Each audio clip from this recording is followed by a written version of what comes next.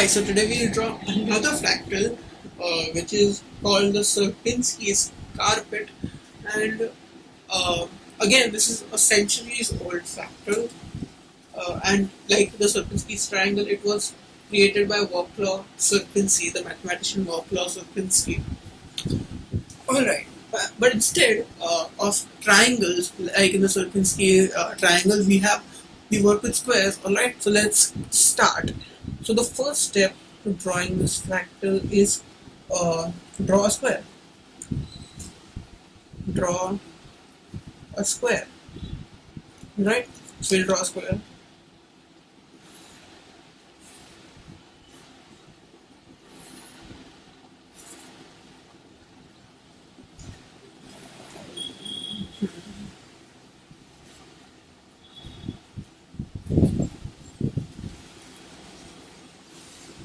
Alright.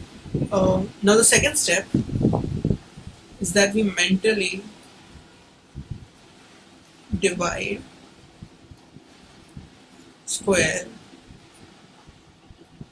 into 9 subsquares.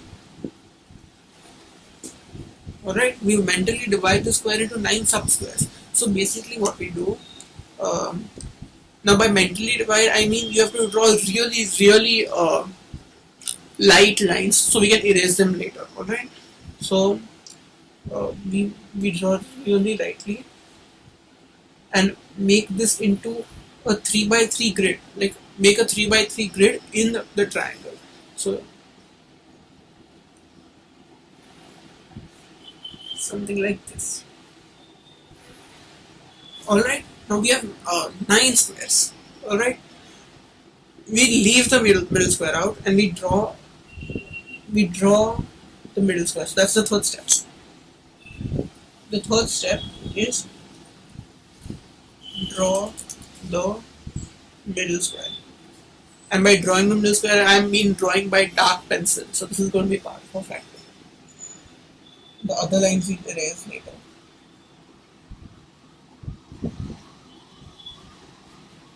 Now the fourth step, and this is the recursive step, the repeated step. So repeat steps 2 and 3 for 8 other subsquares. So the 8 other small squares which were formed. So 1, 2, 3, 4, 5, 6, 7, 8. Leaving the middle square blank. We repeat steps 2 and 3. We divide each of these squares into 9 subsquares and we draw the middle square out of each of them. So for example here, now I'm mentally drawing the helper lines which we used earlier. So you might again would like to again draw those grid lines. So we draw the middle square in each of these.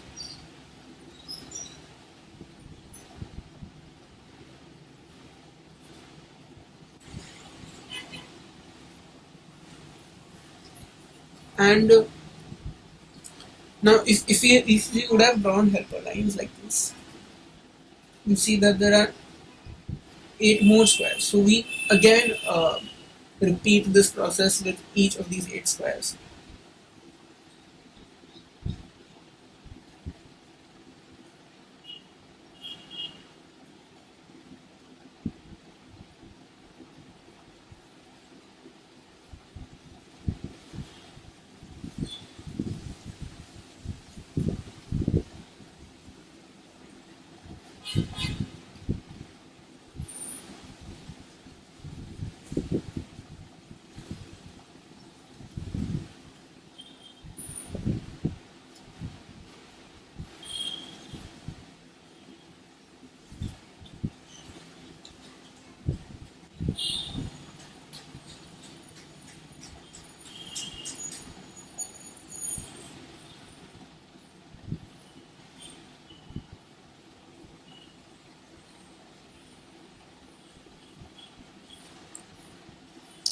Okay, so we keep on repeating this process again.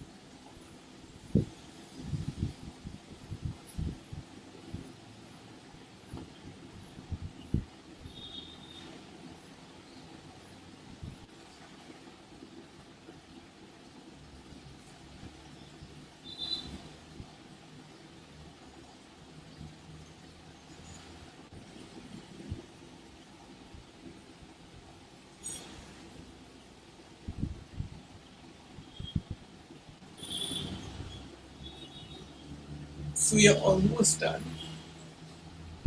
At least I'll stop here. Uh,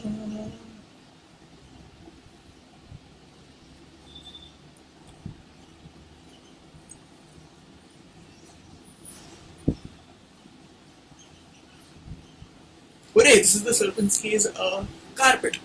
Now, now this is the Serpinski's carpet. And like always, I encourage you to draw the Serpinski's carpet once, but then think about drawing different variations of the Serpinski's carpet, like we did for the Serpinski's triangle.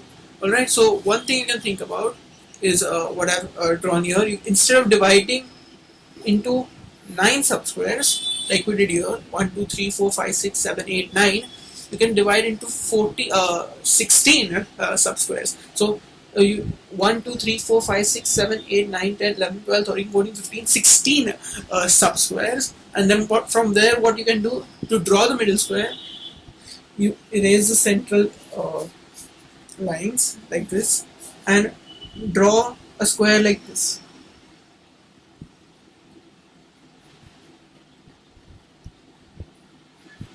And you repeat this process of drawing a square spanning 2 lines, 2 boxes, 2 squares with the 12 other squares here.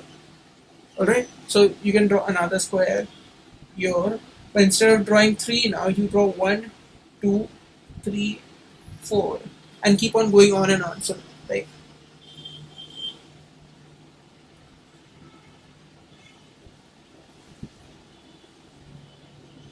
like this. So you can keep on going on and on for all of these squares, and then again repeating for much more tinier squares. That's one thing you can do. Another thing you can do is use colors like the Serpinski's triangle. Make your own color scheme or be creative with colors. Another thing you can do is uh, use this in conjunction with the Serpinski's triangle. Use this with the Serpinski's triangle. So what you can do is draw a square like this and then draw equilateral triangles from the sides of each square.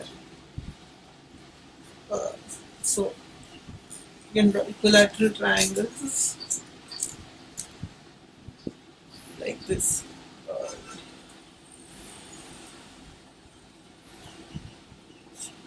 And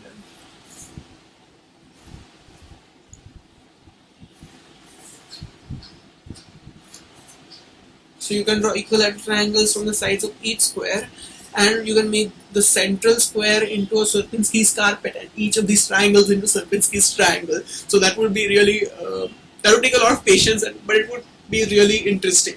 Alright, so I hope you enjoyed the video. You learned how to draw the Serpinski's carpet, and probably want to even draw many versions of the Serpinski's carpet. Thank you.